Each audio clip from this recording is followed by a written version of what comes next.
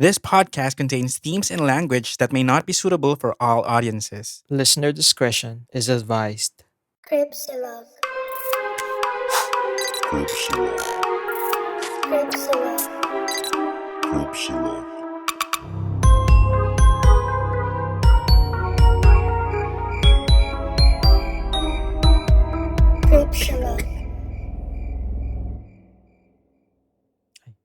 Hello! Welcome, Creepers! This is Cripsilog. Patayin sa podcast si Barbara. Kagulat ka na. We are your hosts. I'm Gideon. This is Glenn. Good morning. Happy Thursday. Here in Cripsilog, we talk about creepy stories, murder, true crime, conspiracy theories, and what else, Glenn? Movies, documentaries, mystery stories, and real-life experiences. Yes, welcome sa another Slide into our DMs episode. Dito po ay nagbabasa kami ng mga stories na pinadala ninyo, guys. Correct. Di pa natin nabubuksan itong mga stories na to, so hindi natin alam kung anong laman. So madalas, meron ngang nakaka-trigger dito, no? Pero kaya natin yan. Ay, okay. So before we start, meron lang tayong isang slide. Ay, sorry. ES pala. May ES siya about sa pagiging CPA. Ito yata yung bago nating no? Anong tawag doon? Ano ba yung sa school, sa high school? Yung STEM? pilot section, STEM, ayan. Ah, Kasi sabi niya, sa umpisa lang worth it ang pagiging CPA, pero ngayon iniisip ko, tama ba itong mga desisyon ko sa buhay? Pero dahil din po, dito, nakahanap ako ng trabaho outside the Philippines and currently living sa Europe. May work-life balance minsan, pero need mag-overtime. Pero unlike sa Pinas, medyo bearable naman yung workload. Pero depende pa rin sa toxicity ng environment. Ayun. Siguro talaga need mo ng easy pass para magkaroon ng trabaho at pera. Ito talaga sa solusyon. Mahirap yung pinagdadaanan sa pag-aaral since aside sa board exam, may qualifying exam din na kailangan i-take whether you are eligible to continue the course. Pag bumagsak ka, then shift ka ng course, ganun lang. So far, going strong pa din sa career. Almost 7 years na ako nag-work. Pero, I think gusto kong mag-change career like housewife na lang or makapangasawa na sugar daddy or a fam, ganun. Hindi nyo pa din natatakan yung suggestion ko. Tampo na Micharing, stay strong. Uy, ano ba yung suggestion mo? Scroll back. Oo. Ano daw? Hindi, nagre-reply ako. Inuubo ako. Alam mo, inuubo ako kasi Ako din eh. one time, hinigop ako. Humigop ako ng air. Tapos parang may sumamang lamok na ewan. Tapos ngayon, meron ako nararamdaman sa lalamunan ko parang stuck siya doon. Ala, parang nag-lay ng eggs. Pag bumulwak na yung chan ko dito, tapos meron ng mutated lamok. Alam niyo na. Wag lumipad ka Sinabi ko bigla. dito. Alam niyo na yan. Okay. Okay. Ayan, salamat sa ES natin. Mukhang maraming na-trigger sa tanong na yun, ano? Oo nga, sorry Worth it na. po Diba? ano. Okay, Ayan, game? sana Start na po ba nasasagot tayo? na.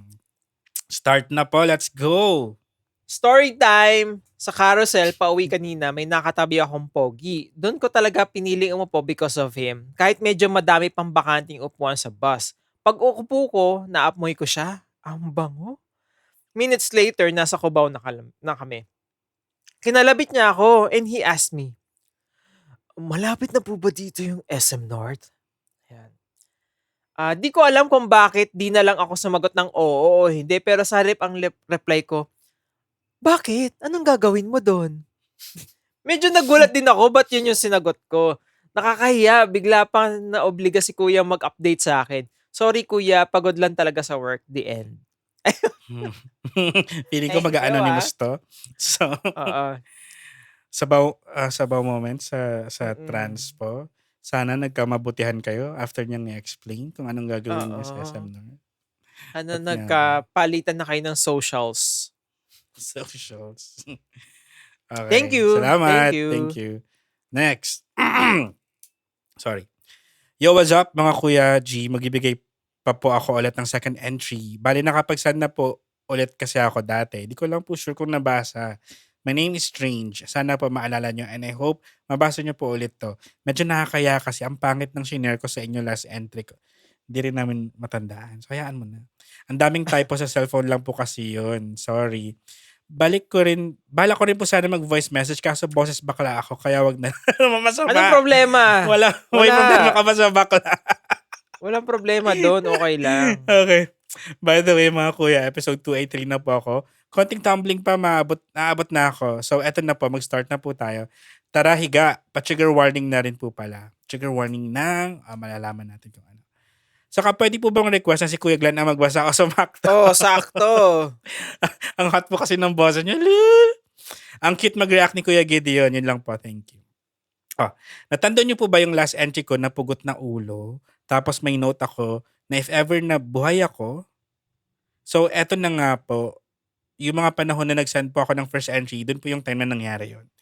Pauwi po ako ng bahay noon galing sa bilyaran kasi nagkaalukan kami ka-work ko maglaro. At dahil strict yung Mudracals ko, pinapauwi na ako. Malayo po kasi yun from Recto to Malabon. Kasi ang uwi ko ay 10 PM na po yun. Wala na akong masakyan papuntang Gasak nung time na yun. Kaya ang ending po, nagpamonumento na lang po ako. Then, nung nakasakay na ako sa harap ng jeep, doon sa tabi ni Kuya Driver, pag upo ko, bigla niya akong tinapikan sa hita. Nagulat ako noon. Although, di naman masyadong malakas yung pagkakatapik niya. Nagulat lang ako sa ginawa niya. After nun, nag-sorry naman siya. Tapos, panay tingin ni Kuya. Isip-isip ko, manyakas ata to? Kaso, nga lang, pinigilan yung sarili ko kasi ang OA naman para maging judgmental. Kasi, malay mo, di ba, side mirror lang po yung tinitignan niya, hindi ako. Huwag tayong assuming, te, hindi ka maganda. Siya may sabi na hindi ko yun comment. Okay. Kaso, uli-uli mga 2 times. Di ko sure.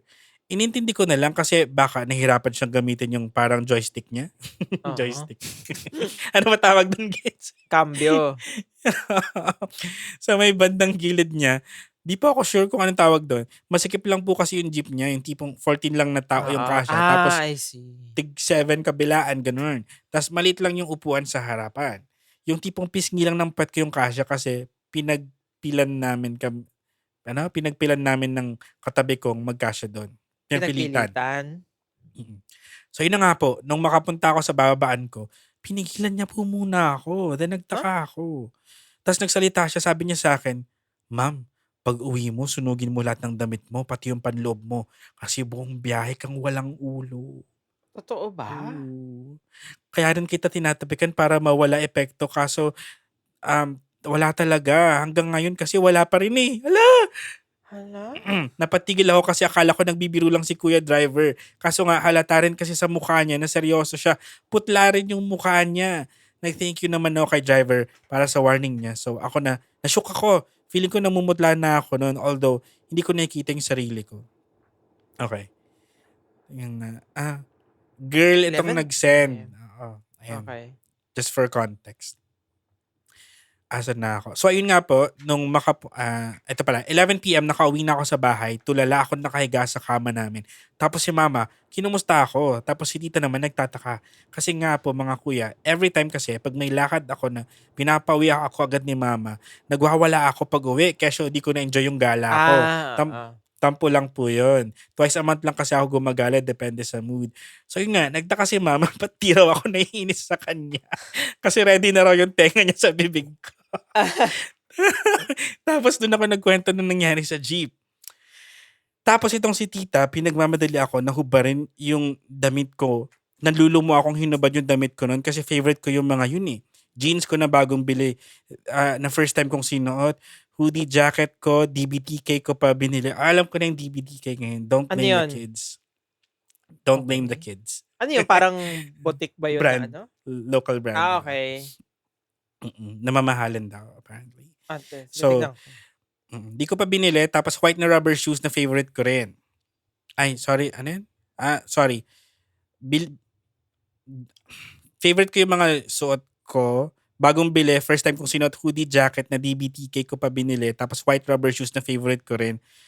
Susunugin nga pala nila. O nagpatulong ako kay mama. Pinigilan siya ni tita na sunugin yung damit ko kasi nangihinayang. Kasi talaga, biniro ko pa nga si tita na pwedeng laban na lang kaysa sunugin. Kaso nga lang, wala talaga mga kuya. Sinunog talaga ni tita kahit yung socks ko, sling bag ko, sinama niya. Nanlumo talaga ako ng bongga nun kasi pinag-ipunan ko yun eh. Ay, shit.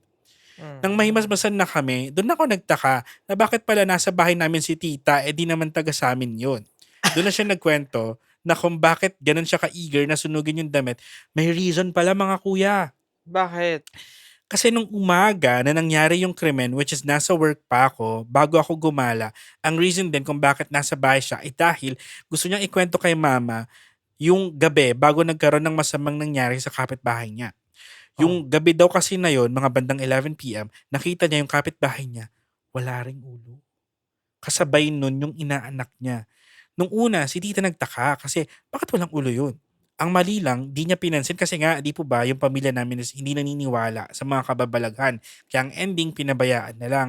Kaya ang paliwanag medyo yung mata niya, tapos madilim din kuno, kaya di niya pinansin. Ah. Kaya the next morning, nagulat siya. Mga bandang 4 a.m. yun, kasi yung anak ng kapitbahay niya na 5 years old, humihingi na ng tulong. Oh no, kasi yung tatay niya nakasabit daw. Huh? Oh. Nakasabit. Ito namang si tita, sakto, gising na kasi nag-ready na siya sa paninda niya na suman para sa agahan. Di pinuntahan niya daw doon kasi nagtaka siya sa inaanak niya na nakasabit daw yung tatay. Nagulat siya, yung kapitbahay niya nakita niyang walang ulo ay nakita niya nakabigti. Ang mas nakakaawa raw doon is nakita niya yung anak niya na may bitbit na upuan. Ala. Hmm. Nakita yung anak na may bitbit na upuan na pinipilit ilagay sa paanan ng tatay kaso lang huli na, patay na yung tatay bago pa siya humingi ng tulong. Ala, nakakalungkot naman to. Anyway, kaya di na ako magtataka kung bakit ganun ka-eager sunugin ni tita yung damit ko kahit ganun kamahal, kahit katagal yung pag-iipon ko kasi ayaw niya mangyari sa akin yung nangyari sa kapitbahay niya. Kumbaga raw, ayaw lang pagsisihan bandang dulo yung ginawa ng kapabayaan ko, no? Kasi mga kuya, umiiyak si tita habang sinishare niya sa amin yun kasi sinisisi niya yung sarili niya. Kasi kung sinabi daw niya ng maaga yun, hindi daw sana namatay yung kapitbahay niya. Super close niya kasi yun, mga kuya. Kababata niya kasi yun sa province nila. At sabi kasi nila, kapag may nakakita sa'yo na wala kang ulo, kahit anong kamatayan matatanggap mo. Kaya tinanggap ko na rin yung katotohanan na wala na yung mga damit. Ayun. At dahil mahaba na, tigil muna ako. Actually, may isi-share pa ako sa DMs 89 ata yun. Yung tungkol sa sapi, di ko sure kung matatakot kayo. Kasi ako natatawa lang ako pag naalala ko. At feeling ko rin, mga bear month na to, mababasa, tama ka. Hoy, tama ka. Oh. First bear month naman. At thank you sa pagbabasa. Antin ko na lang siguro na mapakinggan to sa mga DMs nyo bago ako mag-share. Nga pala mga kuya, hirap ako hanapin yung email account nyo. Parang dun lang magsasend, kaya Facebook at IG lang ako makapag-update sa inyo cripsilog@gmail.com. Yan. Oo. Yoko rin naman mag-Twitter, curious cat kasi natamad ako mag-install, di naman kasi ako maka-social media Yun lang, grabe, gusto ko lang naman mag-share, bakit kailangan pang install? Ingat po kayo mga kuya, sana laging lechon ang ulam niyo, at sana makatanggap po kayo ng blue bills. Saka Kuya Gideon, if ever na manalo kayo sa loto, baka naman, share ka muna bago magtago at charot. Love lots, ingat palagi mga kuya, at sa walang katapusang sorry mahaba, buyers. Thank you. From, nagpakilala. Okay lang Parang ba? hindi. Oh, ano kaya? Code name ba natin to? Hindi, kahit ano, okay lang. Siguro yung first name lang, ganyan. Si Allen. Yeah, Allen. Maraming salamat, Allen. Thank you. Wala. Naku, hindi na ako naniniwala sa sa loto. Sa Feeling ko loto. keme yan. Inuuto na lang ba tayo? Inuuto na lang ako niyan. Nalungkot ako dun sa sa nadatan niyan sa kapitbahay, tas yung bata, parang di pa nagigets nga masyado ng bata yun nangyari. Oo nga Ay, naku. Grabe.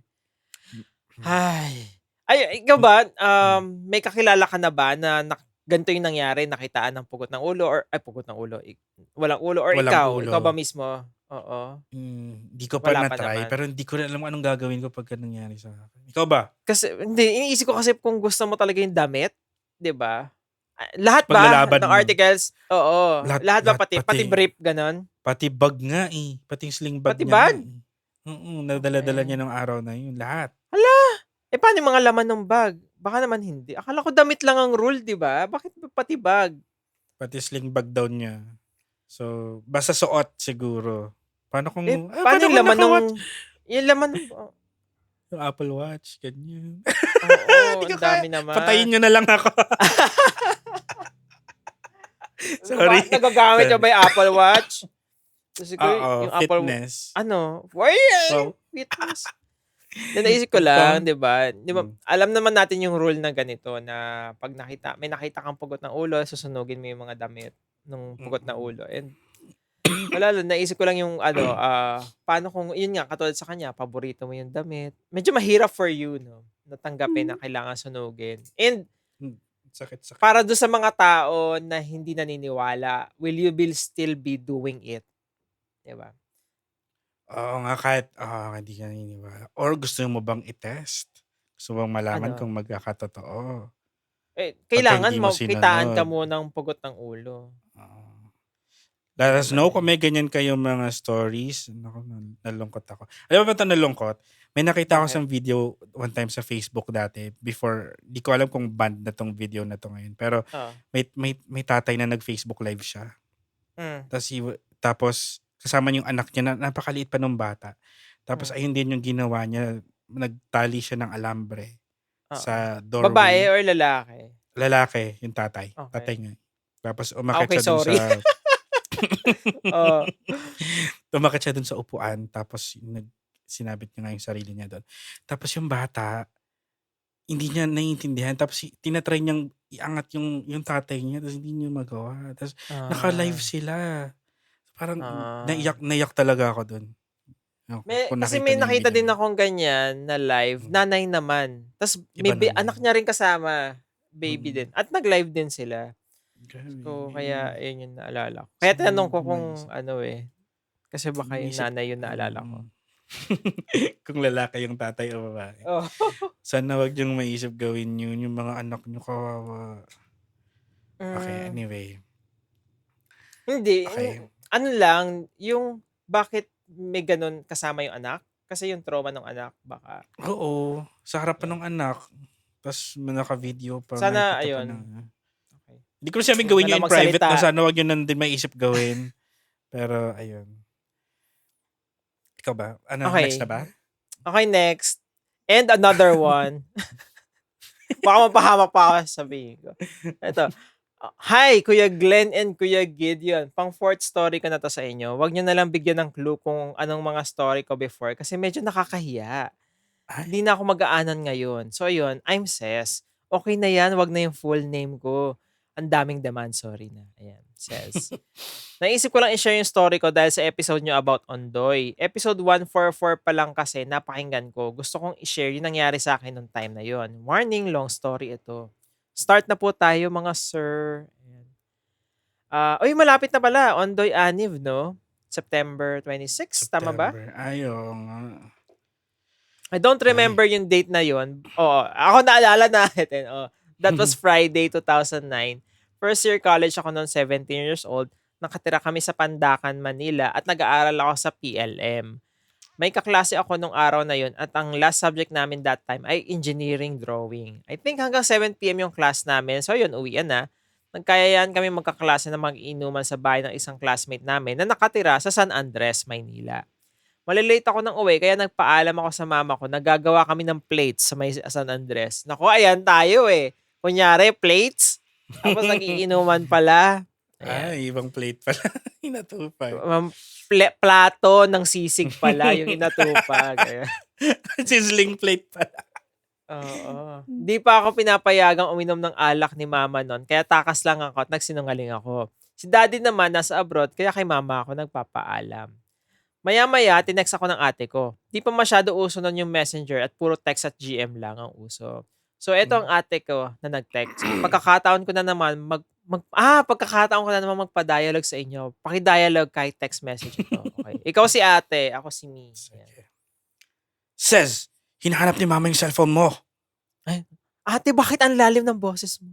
Gano'n. Wala sa'kin, hindi ko naman dala. Nakalimutan mo yung, huh? Ha? Oh. Hmm. Pinahiram ko kasi yung kay Bernan kasi wala siyang phone. Sabi ko kay mama, dala mo. Bukas ka na umuwi. Mag-overnight ka na dyan. Tapos kita tayo bukas para bigay ko sa'yo yung phone. Wait, anong nangyayari? Hinahanap ni mama yung Nga eh. cellphone ko. Wala Okay. sa'kin, hindi ko naman dala. Sabi ni ate, pinahiram ko yon kay Bernan kasi wala siyang phone. Sabi ko kay mama, dala mo. Bukas ka na umuwi. Baka kasi hinahanap nga. Kaya dapat, Oh. para hindi niya hanapin, nasa iyo kunyari, tas bukas ka na umuwi. Gano'n. Sino si Bernan? Sige. Baka pinsan nila, gano'n.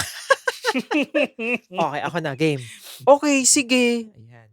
May extrang phone pa ako no'n na Motorola na luma at hindi mahanap ni mama, wala sa bahay. Magagalit si mama 'pag nalaman niya na pinahiram yon sa jowa ni jowa pala. Jowa pala. Pinahiram sa jowa, ayan. Mm, Takipan kasi kami lagi ni ate ko pagdating sa mga ganyan. Good job. style. So yun, I decided na wag umuwi at magpaalam kay mama na di ako makakauwi dahil di pa tapos yung sizzling plate namin. Char yung plate talaga. Ayun. Sa inuman namin ng mga classmates, 2 girls and 2 boys na lang kami natitira at yung isang boy doon na ang may-ari ng bahay. Kinausap ako ng classmate na girl. Oh, ikaw si classmate na girl. Says, uwi na ako sa amin. Si Boy to kasi hinaharot na ako eh. Sabi ka na matulog kaysa maiwan kayo dito na mag-isa ka lang na babae. Sige, tara. Ay, babae din pala ako, no? Sa inyo na lang ako matutulog. Kaso, itong classmate kong girl, nakatira sa Valley 1, Parañaque, malapit sa Manila Memorial Park doon. Pero go pa rin kahit malayo, isang FX lang naman from Taft. Pero di ko sinabi sa mama ko na sa Parañaque ko matutulog dahil magagalit siya at di papayag dahil ang layo nun. Mm. Nung papunta na kami sa bahay ni girl classmate, medyo maulan-ulan na. Nakarating na kami sa bahay ni girl classmate. Umakyat na kami sa taas nila, pumunta sa kwarto niya at natulog.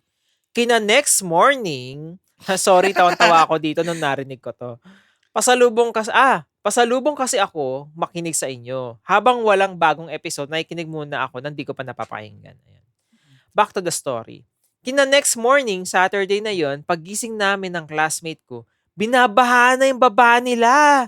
Nagulat yung classmate ko, sabi niya, Hala! Ngayon lang binaha dito. Ay, sorry. Inagaw ko.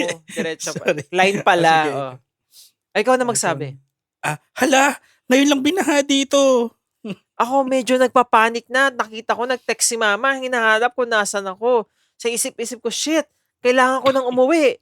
So, umalis ako ng bahay nila nung mga tanghali na. Nag-announce na rin na cancel na yung klase sa pamantasan. Nakarating ako ng Parañaque, Sukat Road at wala akong masakyan na FX. Ang narinig ko sa mga taong naglalakad ay baha na raw. Shit, isip-isip ko, kailangan ko na makauwi. Ang alam ni mama, nasa San Andres lang ako. Kaya dapat makauwi ako agad. Nag-text ako kay mama na pauwi na ako. Nag-text na rin ako sa ate ko na pauwi na ako at sabi niya na magkita kami sa Taft Pedro Hill. Naglakad-lakad ako hanggang sa nakita ko na baha na nga. Ang daming tao sa kali. Nang problema, paano sila makakalagpas? Baha. Walang masakyan. Binabaybay ko yung way papuntang Manila para makauwi na. Nasa gilid ako naglalakad na hanggat makakasampa at di malulubog sa baha, ginawa ko. Hanggang sa wala nang masampahan at mataas na yung tubig. Lumusong na sa baha yung iba, kaya lumusong na din ako. Hanggang tuhod ko yung baha. May mga nakasabay pa akong pregi na naglalakad sa baha nun. May mga truck na dumadaan tapos sumasampa yung iba. Nakita ko si Ate Pregi sumampa doon sa truck. Habang naglalakad ako, ay tumataas na yung nilulusong ko na baha. Di na rin makadaan yung mga truck. Wala ka nang makikitang umaandar ng sasakyan dahil sa taas ng baha. Ang layo na ng nilakad ko, pero di pa rin humuhupa ang baha. Hanggang sa umabot na sa bewang yung baha. Ang bitbit ko pa noon yung shoulder bag, payong at canister kung saan nakalagay yung mga plates ko. Oh, hawak-hawak ko yun nang nakataas yung braso ko para di sumayad habang nakapayong. Pero dahil basa na rin naman ako, di na ako nagpayong. Habang naglalakad mag-isa dahil wala naman akong kakilala sa mga kasabay ko na naglalakad, ay umiiyak na ako dahil natatakot ako. Narinig ko yung iba sa gitna na lang, narinig ko yung iba sa gitna na lang daw ng kalye maglakad at baka mahulog sa manhole at doon malunod. Kaya dahan-dahan ako naglalakad. Bawat step, chinecheck ko kung may matatapakan ba akong pavement. Sobrang nakakatakot. Hindi ko alam kung makakauwi pa ba ako ng buhay. Hindi ko alam kung hanggang gaano kalalim yung baha na susuungin ko. 4 p.m. na, nasa SM Sukat pa lang ako. Grabe yung baha. Nakita ko sa right side, may current yung baha. Posibleng may manhole doon. Ang tagal ko naglalakad, tapos andun pa lang ako. Nakakaiyak talaga. Di ko pa kabisado yung lugar na yun. Nag-text na sina mama at ate, hinahanap nila ako. Kay ate lang ako nag-a-update. Nag-aalala na si ate sa akin kasi alam niya yung kondisyon ko. Si mama naman, nag-aalala din dahil hindi ako nagre-reply. Sabi pa ni mama na huwag daw ako umuwi, magstay na lang daw sa bahay ng classmate ko. Ang layo na nilakad ko. Tsaka sa isip-isip ko, baka doon lang sa Paranaque ganun kabaha. Tumatawag din siya sa akin pero di ako sumasagot. Natatakot ka, no? Kasi nga, palobat Nahuli na rin eh. ako noon. Tinitipid ko yung battery ko. Di na ako nagre-reply talaga. Binabasa ko na lang mga text nila. Naglalakad na ako malapit sa NAIA. Oh, hanggang makarating sa Park and Fly na malapit na halos sa Baclaran. 7 p.m. na noon. 7 hours na ako naglalakad pero nasa Paranaque pa rin ako. Sorry. Pagod na ako at wala pang kain. Sarado na lahat ng stores tapos sobrang dilim pa. Sa Park and Fly, may jeep na dumadaan papuntang LRT Baclaran. Nakasakay ako. Sa wakas, nakaupo na ako nakapagpahinga. Medyo nahihiya pa ako kasi basa yung pants ko. Pagdating sa LRT Baclaran, wala namang baha. Umakyat ako papunta sa sakay ng train ng LRT. Free fare na sila noon. Nakasakay na ako. Bumaba ako sa Pedro Hill dahil doon yung way papunta sa amin. Pagbaba ko ng LRT, sobrang dilim. Walang sasakyan. At baha na naman. Akala ko natapos na yung paglusong ko sa baha, hindi pa pala. Sinimulan ko ulit lumusong. Siyempre, unang lumubog yung paa ko at tumaas naman tumataas na naman yung baha. Nasa 1/4 pa lang ako ng kahabaan ng Pedro Hill tapos ang taas na. Hanggang sa umabot sa dibdib ko yung baha. Umiiyak na naman ako, sobrang taas. Pwede na ako mag-swimming. Para na ako nasa dagat sa ilalim ng baha, sa lalim. Tapos hawak-hawak ko pa yung bag ko tsaka yung canister. Nakataas yung braso ko para di mabasa. May nakasabay akong lalaki na mukhang working siya. Galing siya sa Manila Hotel. Sana daw di na din siya umalis doon. Tinulungan niya akong bitbitin yung canister ko hanggang sa nagkaiba na kami ng way at mag-isa na naman ako. Sobrang dilim noon, walang ilaw. Naisip ko puntahan yung classmate ko nung high school sa Paco. Kaso sobrang dilim talaga at malamang baha din naman sa bahay nila. Dumiretso na akong paglalakad para makauwi. Nakarating ako ng bahay 11 p.m. Baha sa baba namin. Two-story yung bahay namin, walang tao sa baba ng bahay. Wala na rin mga gamit sa baba, naiakyat na sa second floor. Pag akyat ko, nakita ko umiyak si mama. Akala daw niya masama yung nangyari sa akin. Baka raw nalunod na ako sa baha. Galit si mama dahil sa ginawa ko. Si ate umiiyak na rin. Halos kakauwi lang din daw ni ate. Iyak din daw ako ng iyak pag uwi ko ng bahay. Nagpalit ako ng damit at tanging ang panlinis ko lang ng katawan ay alcohol dahil basa na rin yung banyo namin sa baha. Okay. Baha. Nakatulog na lang kami kakaiyak. Kina next morning, humupa na yung baha. Naglimas na ng putik sa baba namin. Nag-move on na kami sa mga nangyari. Hindi ko na rin masyado matandaan paano kami nagkaayos-ayos. Okay din naman kami ng ate ko, parehas naman namin hindi ginusto yung nangyari. At kahit madalas kami mag-away, I love namin ang isa't isa. That's the end of my Ondoy story.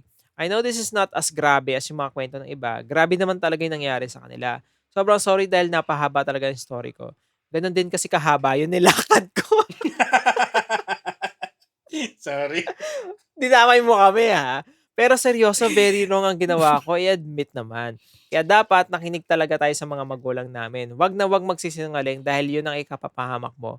Our parents know what is best for us, kaya we should obey them.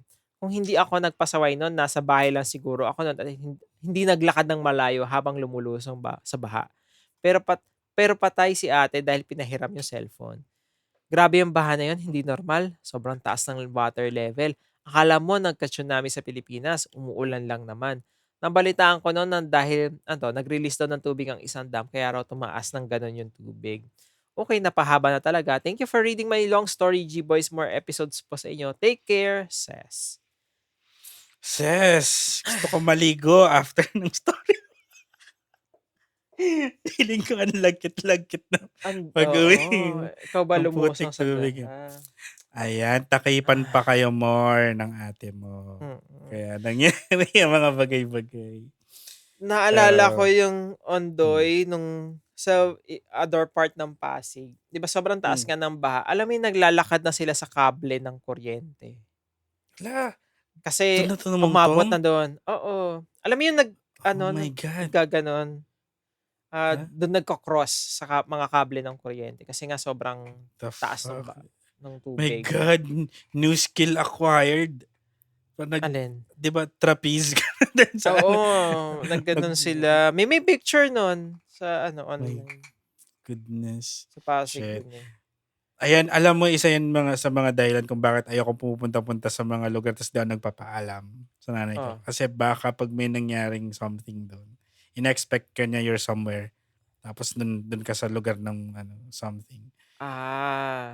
Yung mahirap na na napunta ka sa ibang lugar tapos alam mo yung hindi mo sinabi kahit kanino.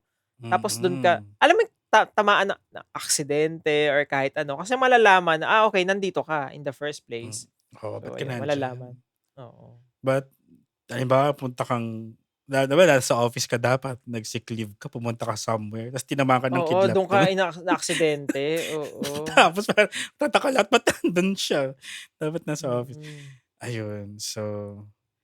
Mahirap pero talaga Sez, yan. to her credit, ang galing magkwento ni Sez. Salamat.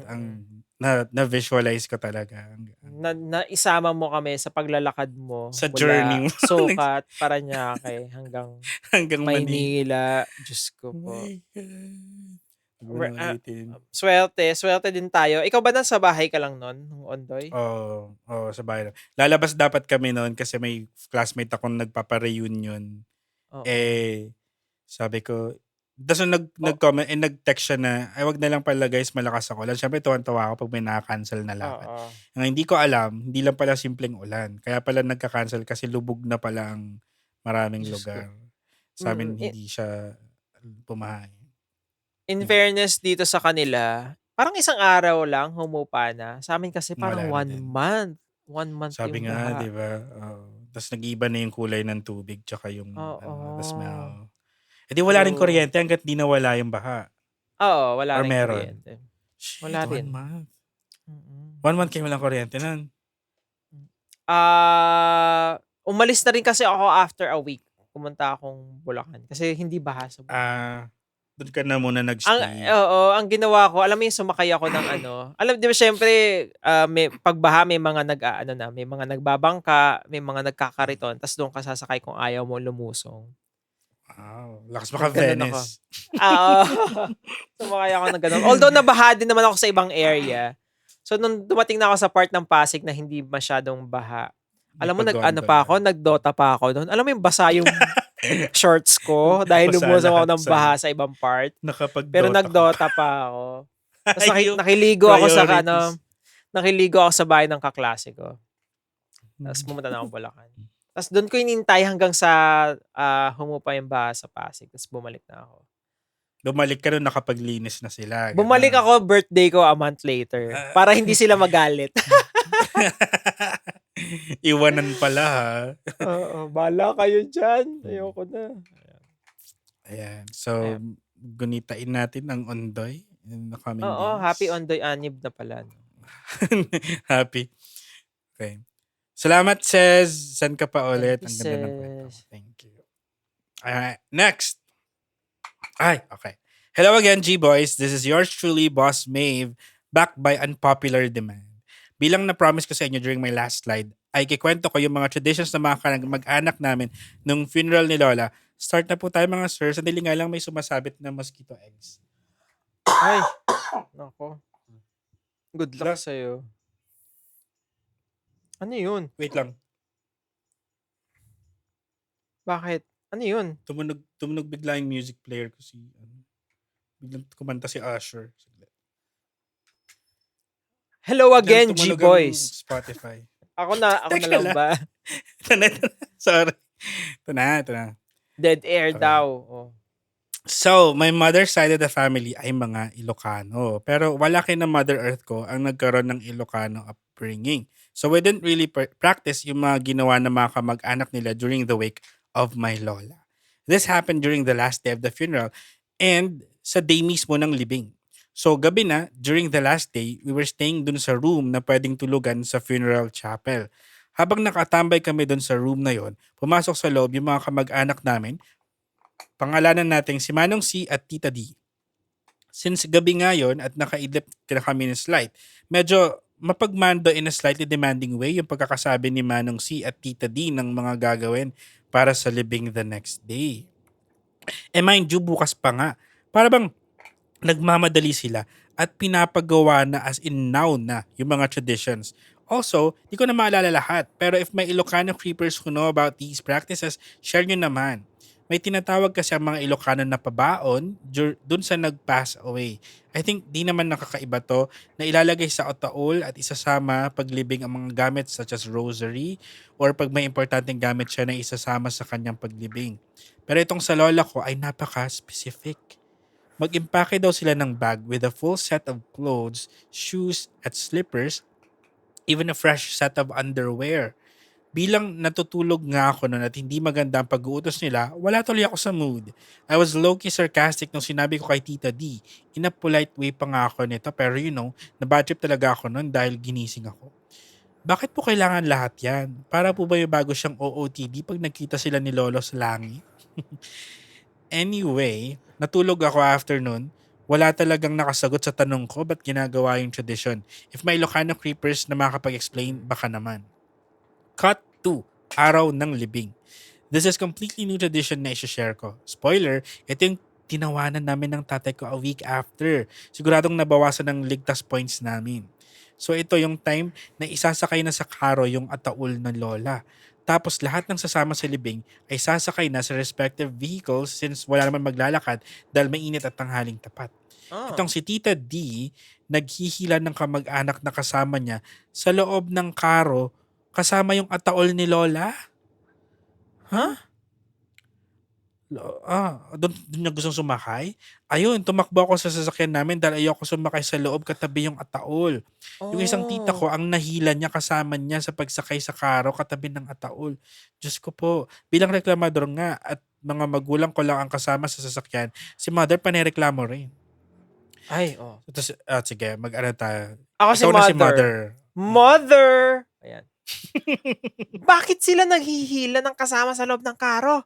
Eh, yung tatay ni Keme, wala naman dyan ganyan. Na-overhear ko, ay bawal daw iwanan yung patay kaya sumakay siya sa karo. Ikaw na din yan. Ako din. Ako to, yung letter sender. Eh, bakit naghihila pa sila ng kasama? Gusto niya pati sa Hokage sumama na rin siya? Okay. 3 characters pala yung Ay, dialogue. So, oo. Tatlo dalawa kasi lang po kami. So, medyo may challenge. Ayan lang naman. Kaya practice A week daw ang later, ano natin. Voice Keme. Acting. a week later, pinagtatawanan namin ng tatay ko ang incident na yan. This ends my stories about my lola's funeral. But, wait, may bagong story pa ako. Comedy naman to, so start ko na po. Oh, gusto mo December, mag-comment muna doon dito? muna tayo sa Hindi, comment. gusto ko lang May sabi, nasaksan ka na ba?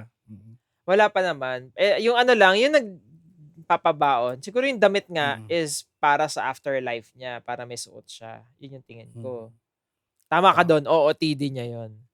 So, itong kasama sa loob ng karo, ikaw ba, Ilang sasama ikaw? ka? Okay lang din naman. Ako sa akin, Sa amin, it's an experience.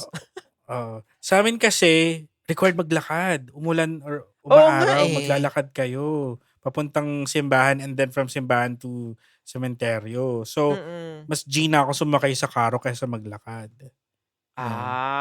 Nagtaka din ako kasi at least yung mga immediate family naglalakad kahit mainit. Ikaw, saan ba nangyari to? Like sa Ilocos ba or Yung kanya, dito lang din? Oo. sa probinsya siguro. Sige, sige. Pero ako sa probinsya din yun, naglakad kami. Sa probinsya ba may mga naglalakad din? Doon nga talaga naglalakad. Okay. Dito kasi sa Manila, medyo nagsasasakyan na dito. Hati. Oo, may lakad, may sasakyan. Unless sa local na sementeryo dadalhin. May malapit lang sa bahay. Oo. Pero ayan. Sige, din na tayo sa Okay, story niya. and yan. December 2022, Christmas. Nagluluto the whole day ng mga handa para sa Noche Buena si Mother. We will celebrate here sa house namin. Napakaaga naman magsidating ng mga tita ko. As in mga hapon pa lang, kahit di pa lumulubog ang araw. Bilang busy nga si Mother and it's always been like this. Pero hanggat hindi pa oras kumain, like Noche Buena, ay self-service lahat. Pag nagutom, edi kumuha ka kung ano nakahanda sa mesa at mag-dinner. Ayun, walang bisibisita. Basta ganun talaga dito sa bahay namin. Kung gusto, kumuha ng may inom ay self-service din. Hindi naman pinagabawal ang pagkuha sa ref bilang madalas naman sila magpunta sa bahay. Bilang ako ay nanonood lang last time sa laptop ko sa kwarto. Aware naman akong nandito sila tita pero di ako lumalabas dahil baka utusan lang ako. Lumalabas lang ako para i-check kung may pwede ba akong kainin dahil dinner time na. Yung isa kong tita, may dala ng empty bowl at kutsara. Let's call her tita too. Ako naman si tita too, ikaw pa rin si mo. Medyo malapot yung chowder soup mo, ano? Ha? Anong chowder? Wala akong nilulutong chowder. Yung white sa lamesa, di ba chowder yan? Ano ka ba? Sosya ng carbonara. Ito yung pasta, oh.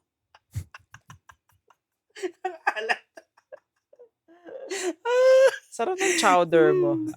May bago na naman kaming core memory tuwing Pasko. Kayo ba? Anong funny core memory tuwing Pasko?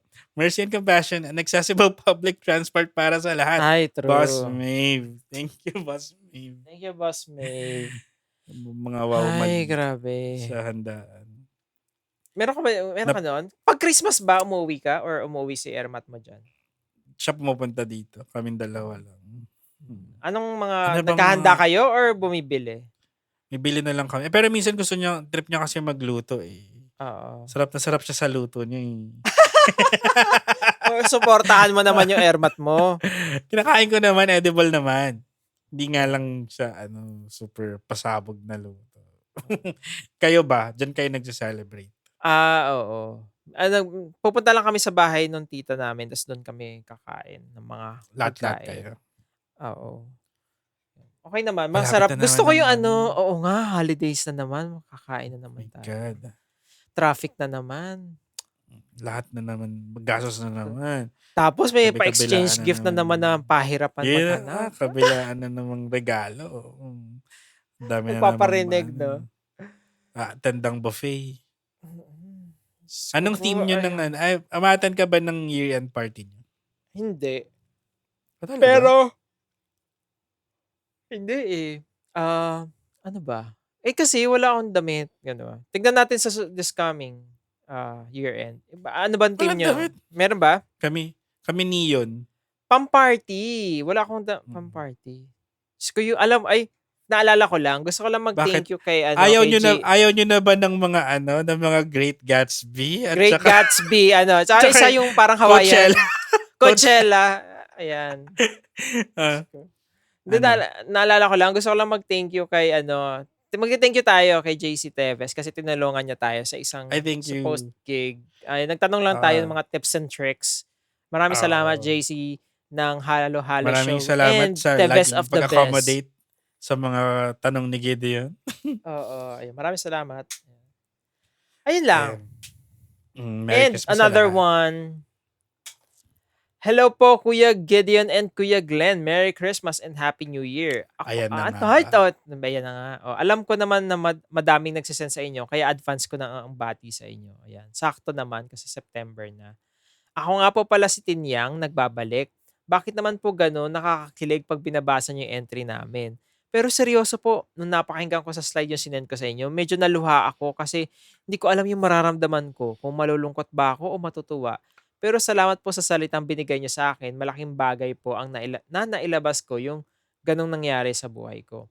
P.S. Nalaman ko po na hindi lang po pala ako yung nagdadala ng phone sa production. May mga katulad din po pala ako na patagon naka-earphone at earbud sa loob. FYI, mga QA namin sila. Sadyang madali pong makapagpasok ng phone sa loob ng prod dahil naka-bunny suit po kami. Sorry, medyo mahaba itong slide ko. Warning. Ano yung bunny suit? Oo nga, ano yun? Teka, ginugoogle ko. Alam mo, hindi matahimik eh, no? May bunny suit, ears. jumper. May ears na... Oo nga. I'm a rat. Duh. Gaganong ka. Duh. Ano yung bunny suit? Yun I'm nga a yung mouse lumabas kasi. nung I'm a mouse pala. Iba pala yung rat jumping around the corner looking for a food. Food. Okay, game. Warning, ang ikukwento, hindi ko nakita yung bunny suit pero yun. Ang ikukwento pala ay about sa papa ko. Ang papa ko po ay nakasama ko hanggang 2 years old ako. Kung di niyo po natatanong, sadyang babaero po yung papa ko. Noong 2 years old ako, ay nabuntis po ulit ang mama ko sa pangalawa kong kapatid. Tapos bigla na lang pong may dumating sa amin na isang babae na sinasabing nabuntis din po siya ng papa ko. Kaya nagkagulo dun sa amin dahil ilang buwan na pong buntis mama ko tapos may isa pang buntis na papa ko din daw ang ama. Nung time na yun, parang walang paki yung mama ko, ayaw niya po sa gulo, ayaw niya kung ano man yung eksena. Kaya ayun, umuwi na lang kami ni mama sa bahay ng magulang niya.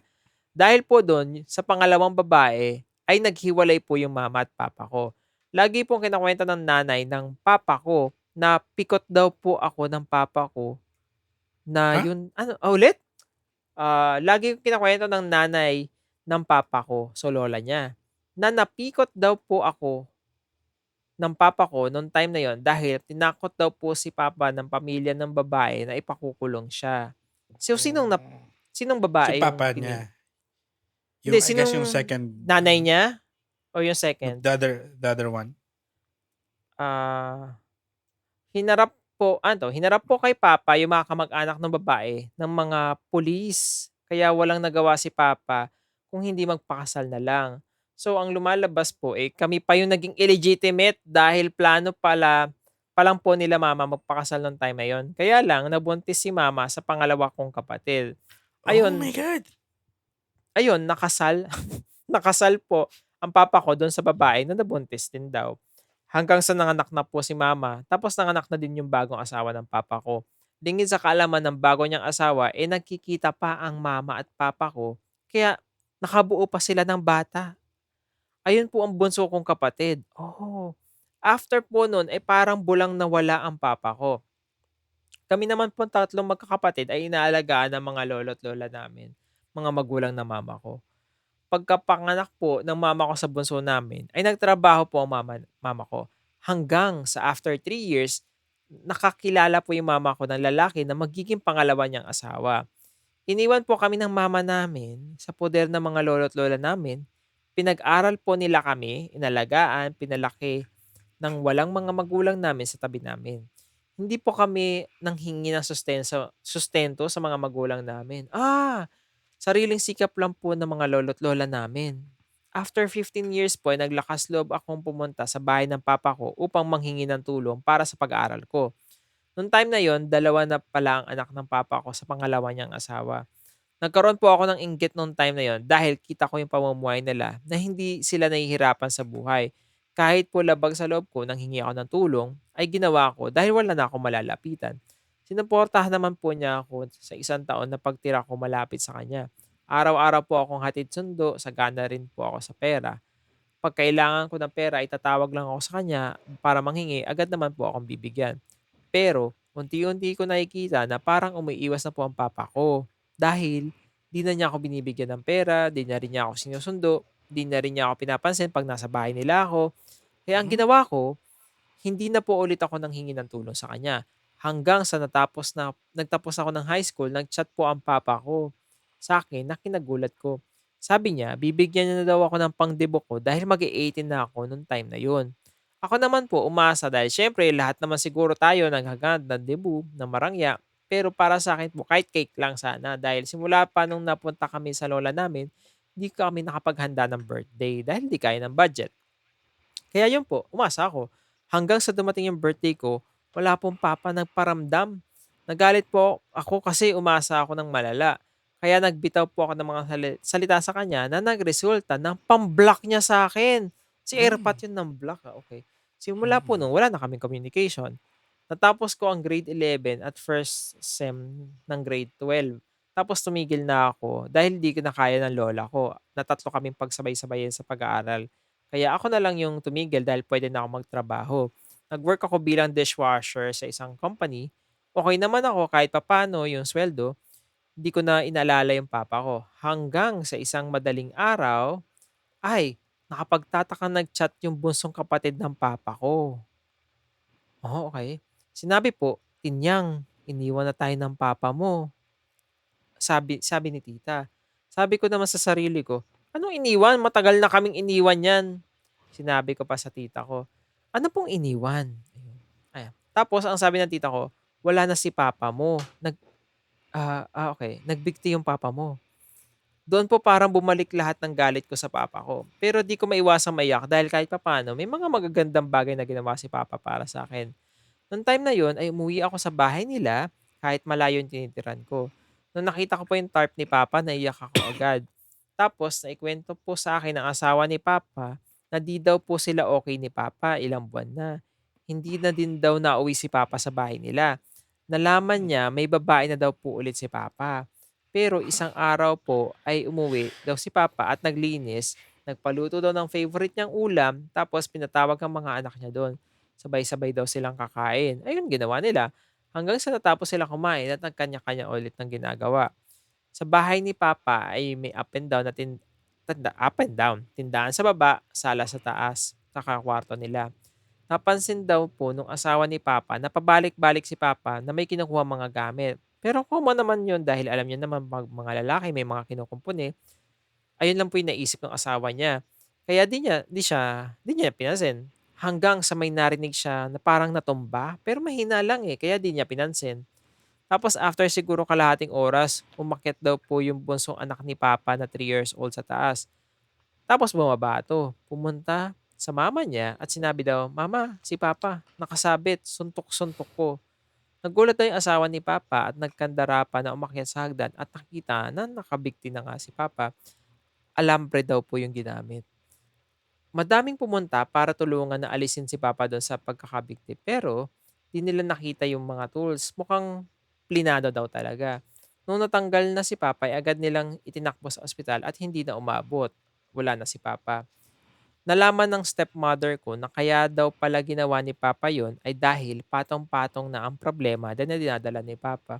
Dumagdag pa yung bago niyang babae na ang sabi sa akin ay bina-blackmail daw si papa sa kadahilan ng hindi ko alam.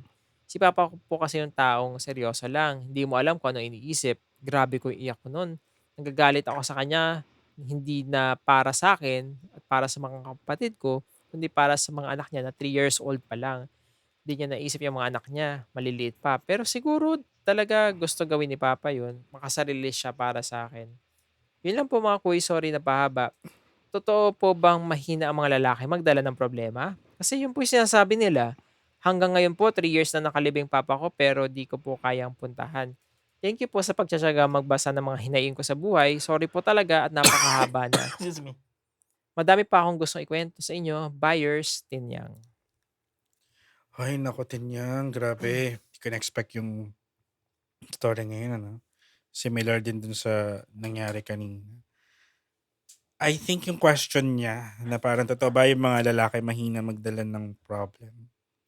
I think ang mas akma is mahirap mag-communicate pag may Oo. dinadalang problema. Kasi tingin ko kung may napagsabihan siya neto or may nakausap siya about it, baka nag-iba pa yung desisyon niya. Baka lang. Ikaw ba tingin Mm. mo?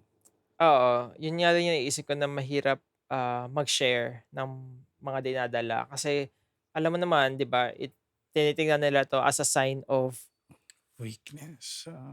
weakness, totoo, na parang kung iiyakan mo yung problema mo ganyan, hindi ka totoong Mhm. lalaki. And ayun, mas okay na sarilinin na lang kaysa malaman pa ng iba. And siguro Mm. umabot na siya sa tipping point niya na since wala nga siya napag-she-sharan din, na ganito yung gawin. Oo nga, which is parang hindi natin kasi malaman kung ano yung thought process nila during that time. Pero siguro kapag tayo kasi nasa katinoan tayo, kaya madali nating sabihin na paano naman yung mga anak mo, may maliit pa, yung ganyan, sana sila yung isipin mo. Pero syempre, from their POV, sa time na yun, sagad na sila. Hindi na nila naiisip yun. So, ayun, nakakalungkot. Pero, ayun, si Tinyang naman na naintindihan ko naman din na hanggang ngayon hindi niya pa kayang puntahan. Oo. Di ba kahit 3 years nang Yung galit nakalibing. ba 'to? Kasi galit siya sa airpot ba niya? Tama, nabanggit niya ba? I'd Ay, hindi ko sure. understand if ever man, kung ganun man, kung Oo. galit man. Kasi hindi madali din yung pinagdaanan niya, Oo. di ba? Yung abandonment sa kanya, yung disappointment, ganyan. Mm. And minsan nga 'di ba pagka family member mo yung gumawa nun sa'yo, minsan mas lalo pang mahirap mapatawad. So Yung parang pang-iiwan sa family, oo, 'di ba? Okay. mm. And yun din, parang siya din nag-move on na siya, gumawa na siya ng sarili niyang buhay, nag-strive siya to make it on her own. So parang kumpleto na siya even without Mm. yung Yung yung sa father kay niya. Erpat. So, ay nako, Ayan. yakap talaga. Ano, Tin Tinyang. Yang. Ay, Ayan. okay. Etong Ano isa pa ba? ba? Kaya And pa to, another no? one. Okay, maikli lang naman eh. Go. Mm-mm.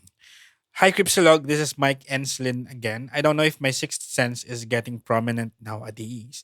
Aside from the usual sleep paralysis na nararanasan ko once in a while, madami pa akong kababalaghan na napapadalas kong na-encounter.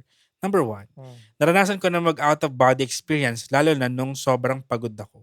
One time, natulog ako at biglang nagising na nakatayo na sa may paanan ng sarili kong kama. Nakita Mm. ko ang sarili ko na nakahiga at natutulog. Excuse me. Pa-burp Mm. talaga. Nung time na yon, binalot ako ng takot at kaba dahil unang pumasok sa isip ko ay kung binabangungot na ba ako at namatay. Mabuti at nagising din ako pero yung kaba ko ay nandun pa din hanggang paggising. May isa pang time na ang huling naalala ko ay natulog ako pero bigla nila ako nalimpungatan na nakatayo na sa palengke. Nakita ko ang kapatid ko na bumibili ng mga prutas, pongkan at mansanas in particular. Nung lalapitan ko siya ay bigla ako nagising. Tinanong ko yung airmats ko kung nasan yung kapatid ko at sinabi niya na namalengke daw ito. Pag-uwi ng kapatid ko, may dala nga itong ponkan at mansanas. Hindi ko na sinabi sa Oh. kanila yung nangyari sa akin pero nagtaka ako at the same time ay namangha sa aking naranasan. Diyan muna sa number one. Mm. Yung How do you pongkan. explain? Oo, Hindi ko alam. sumakto yung mga nakita. So Oo.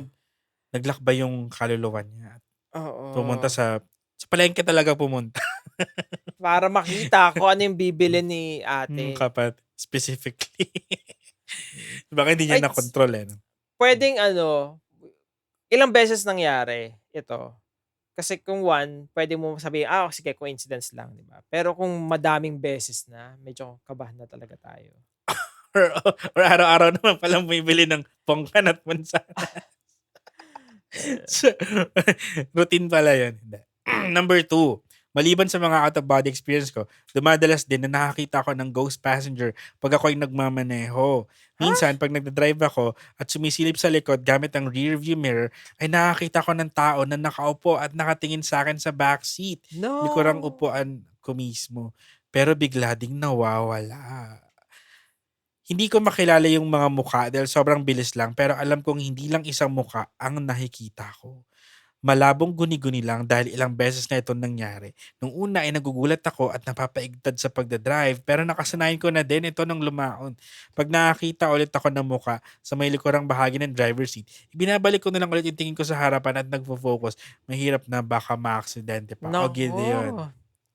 Wag Teka, ganyan. Gideon. Next na punta mo sa Bulacan na maaga-aga pa. Wag ganyan. Maliwanag akong aalis. Ganyan. Ayoko na ng madilim. Kaninong mukha ang gusto mong makita Ay, sa salamin? gusto ko, Ay, di ba, ganito yung nangyari napanood natin sa Unsolved Mysteries. Yung sa Japan, yung tsunami, di ba yung mga taxi driver doon? As in, Ay, nakakakita nagsasakay sila sila ng tas ng... basa. Oo. As in, may may CCTV nga na footage nga na, alam mo yung nakikita mo nga yung figure na meron sumasakay. So, yung tanong ko sa kanya, kung, baka may particular place lang ba na nakikita niya to? Na kunyari, pag dadaan siya Nag-hitchhike. ng balete, ganyan, may sumasakay, ganon? Mm. Or, kunyari, hindi niya sinabanggit kung saan nangyari to ni Mike. Pero, dahil ba doon sa place or sa sasakyan? So, regardless kung nasaan ka, may sasakay pa din. Malalaman natin. Or baka Sa siya mismo pagbabalik. ang hinohunt, hindi yung Ay, sasakyan or place. Siya ang sinusundan. Minsan pag ganyan nakakatakot, kaya nagpapatugtog ako. Ayan, nagpapatugtog ng podcast para kunyari may kasama ka. Na horror. Na horror. Horror Nako, lang. Camp Master. Horror lang din. Pasensya. Ayan. Number 3. Napapadalas din na nakakita ng mga anino sa paligid lalo na sa opisina namin. Minsan, pag dumadaan ako sa pinto, nakakita ako ng aninong sumusunod sa akin. Pero pag hinabol ko naman, para hanapin, ay wala naman akong kasunod. May ibang pagkakataon pa nga na parang may dumadaan sa office cubicle ko kahit ako lang ang tao sa opisina. Sa tingin nyo, G-Boys, palatandaan bang ito na mas lumalakas ang aking sixth sense? Hindi ko alam kung may kinalaman ito sa estado ng pag-iisip ko dahil nitong mga nagdaang araw ay malakas ang anxiety ko at madaming problemang kinakaharap. Baka may advice kayo kung paano makokontrol ang sensitivity ng sixth sense. PS, hindi ko matandaan kung na-discuss nyo na ito pero I highly recommend for discussion si Elliot Rodger, also known as the Killer Virgin. Hindi pa. Napanood ko lang sa YouTube and I remembered you guys. Hindi Pasensya ko na, pa sobrang kilala. napahaba itong kwento ko. Maraming salamat at stay safe always. O, Thank Gideon, may you. tanong. Thank you. Sa tingin nyo, palatandaan ba to na mas lumalakas ang kanyang sixth sense? Ay, alam Pwede. mo, oo. Mas okay siguro kung may makausap ka ng somebody na Yung may expert ganito. dito. Oo. Sila, Kasi- Apocalypse. Kung maha-harness. Harness. Harness. I mean, kung gusto mo bang i-develop talaga siya. Gusto mo ba? Oo, gawin mo na siyang Or life gusto mong skill. pag New skill in-interview na acquired. during sa HR. So what are your skills? Bukas po ang third eye ko. I can see na meron pong tao sa likod nyo na humihingi Wala ng kang, hustisya. wala kang ulo eh. Ganun. Oo. Ikaw, kung dapat may makausap ka na somebody na yung mga Yung sanay na na sa makakatulong. ganito. Oo. Yung mulat na ang third eye. Or baka someone na pwede kang i-close ang third eye mo. Kung ayaw mo ba. Oo. Kung ayaw Pero mo. ikaw, umabot na ba sa point na nagiging hindrance na sa'yo? Ay, may binanggit pala siya. Mamaya na yun. Umabot na ba sa point na feeling mo hindrance na nakakakita ka ng mga ganito sa iyong daily productivity? I guess yung pagmamaneho, kasi accident, yun, pwede mag-cause ng accident. Oo, di ba naalala mo yung sa Haunting on Hill House, yung biglang gumanon si bent neck lady sa gitna. Gago. Ano na? Gago. Naaway pa. You felt attacked. As for the anxiety, I think, oo nga, baka cause yun. Lalo kung napansin mo lang siya nung times na ina-anxiety ka. Wala kaming ma-advise kung paano makontrol ang sensitivity. May ma-advise ka ba kung paano makontrol ang anxiety? Ay, oo. Number 1 ay to accept. And the things you can change. Hindi kasi, meron kasi mga ibang problema na tingin ko na hindi dapat problemahin. Not necessarily hindi dapat problemahin, pero alam mo yung i-accept na, shit, wala akong magagawa dito. Di man na So, alam mo yung, wag ko na siyang masyadong isipin kasi it affects me negatively na. So, piliin mo na lang kung ano yung lalabanan mo na problema. Yung ganun. Para mabawasan at least. Choose your bottles. Choose your bottles. Mineral water bottle. Water bottle. Yan. Choose your bottles. Yan. Tama yan. Yun Oo sa nga, may akin. mga bagay talaga na wag mo nang isipin yun. Parang ginaslight mo ba siya? Ganun. Tangin ng advice yan. yung iniisip mo, wag mo nang isipin yun. And then, I think talk to someone din, a professional dun sa anxiety mo. Baka baka pwede kang i-take na meds. Oo. Alam mo, Diba? oo nga, 'di ba? Gina dyan sa mga meds. Common Kasi sa na siya atin ngayon. hindi kasi tayo sanay. Oo, yun nga yung sasabihin ko. Parang pag may ganito tayo, hindi natin naiisip na mag-meds, magpa-check, magpa-psych, diba? Pero yeah. Ngayon mas available na rin naman kasi siya. It's not that unusual na. It's not unthinkable na ngayon. Oo. And Tsaka hindi siya trip-trip lang, 'di ba? Sabi nung nung isang poet host, nyo. yung poet nyo. Hindi siya sakit ng mayaman, hindi siya arte lang. Ayan. Ayun. Ay, thank you, Mike.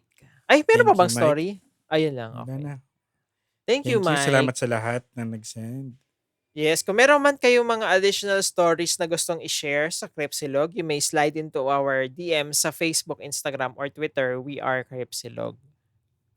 Correct. Pwede nyo i-send via email, send it to creepsilog@gmail.com, or kung gusto nyong anonymous, you can use Curious Cat. Just look for Creepsilog. Yes, maraming salamat sa mga sumusuporta sa atin sa Patreon, PayPal, at GCash. Nasa description po ng episode at ng show natin yung mga information if you want to buy us masarap na ulam. Ay, You may oo. also share the episode to your friends. Let them know how anxious Crepsilog is. Pwede nyo rin supportahan ng bank. Ang Cripsilog ay part ng bank. Maraming mga shows dyan, maraming mga hosts. Pwede nyo pakinggan. Yung ibang host, pwede nyo landiin kung trip nyo. Ah! Ayan. Nako, Hello sa ating landiin mga nyo si bankmates. Yung mga single dyan na hosts. Napuwing ako. Ano ba yun?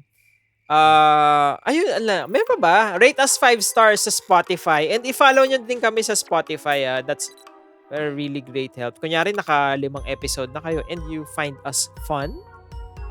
Follow na kayo at rate us 5 stars. Oh. Just check out yung TikTok namin. Wow. Oo, Yun lang gagawa nga naman ako ang laman nito. yung episodes lang. Welcome sa mga bagong listeners kung meron Ay! na. May shoutouts nga Sana pala magawa tayo. kayo. So, Ano isa-shoutouts lang natin.